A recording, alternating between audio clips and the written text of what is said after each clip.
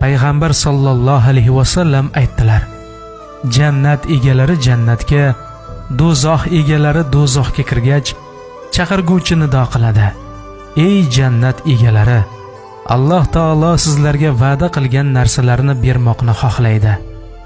Ular aytdilar: u nimadir?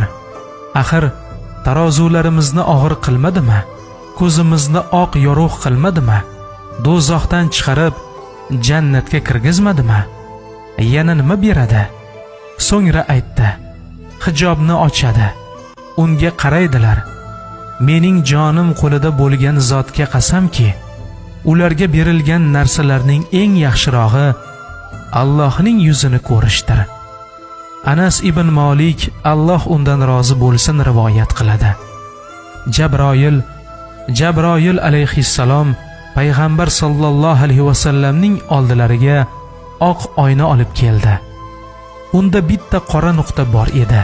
Payg'ambar sollallohu alayhi vasallam: "Yo Jabroil, bu qanday oq oyna?" dedilar. U aytdi: "Bu jumadir. Qora nuqta jumada qoyim bo'ladigan vaqt. Bu sizga va qavmingizga oldingi qavmlardan ortiq qilingan jumadir. U oldingilar Nasoro va Yahudlardir. Bu jumada bir soat bor. Shu soatda mo'min banda Allohdan nimaiki so'rasa, Alloh istijob qiladi va har qanday yomonlikdan panoh tilasa, o'shandan panoh beradi. Bu juma mening nazdimda ziyoda qilingan kundir." Payg'ambar sollallohu alayhi vasallam aytdilar: "Ziyodalashgan kun nimadir?" Jabroil aytdi: "Albatta Robbingiz Firdavsda bir vodiyni olgan. Unda mushkdan tepalik bor. Juma kuni bo'lsa, payg'ambar nuridan bo'lgan minbarlar bilan qoplanadi. Nur minbarlari tillo minbarlardir. Yoqut va zabarjatlar bilan o'ralgan. Unda siddiqlar, shahidlar, solihlar turadilar. Qur'on ahli xonalardan chiqadilar. O'sha mushkli tepalikda sohiblardan keyin kelib o'tirishadi. Robbilari oldiga to'planishadi. Ular Allohga hamd o'qiydilar, sano aytadilar. Alloh taolo ularga: "Mendan so'ranglar" deydi. Aytishadiki: "Sendan roziligingni so'raymiz."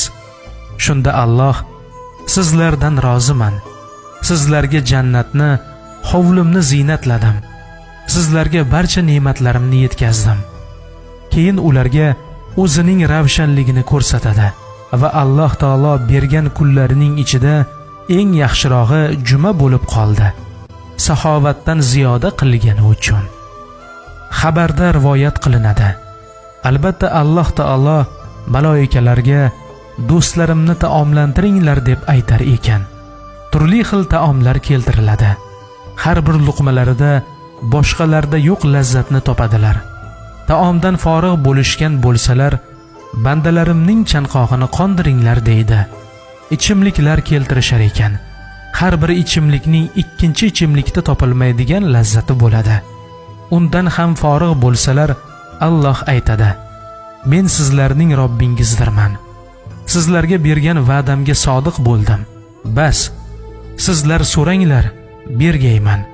Ular aytdilar: "Yo Rabb, sening roziligingni so'raymiz" deya 2-3 marta aytishadi. So'ngra Alloh taolo: "Sizlardan rozi bo'ldim. Menda ziyoda qilingan narsalar bor. Bu karomatlarimdan ham kattarog'i bilan sizlarni bugun ikrom qilgayman" deb hijobni ochadi. Allohga xohlagancha qaraydilar. Unga sajda qilgan holda o'zlarini tashlaydilar.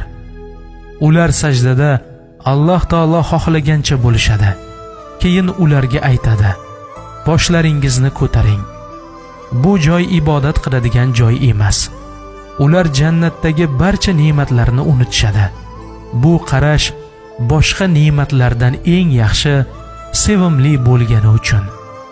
So'ng qaytishadi. Arshning ostidan qattiq shamol esib, mushk tepaligidagi mushkni ularning boshlariga, otlarining peshonalariga sochadi. Ahillarga qaytgandan keyin xotinlari ularni oldin ko'rgan suratlardan ham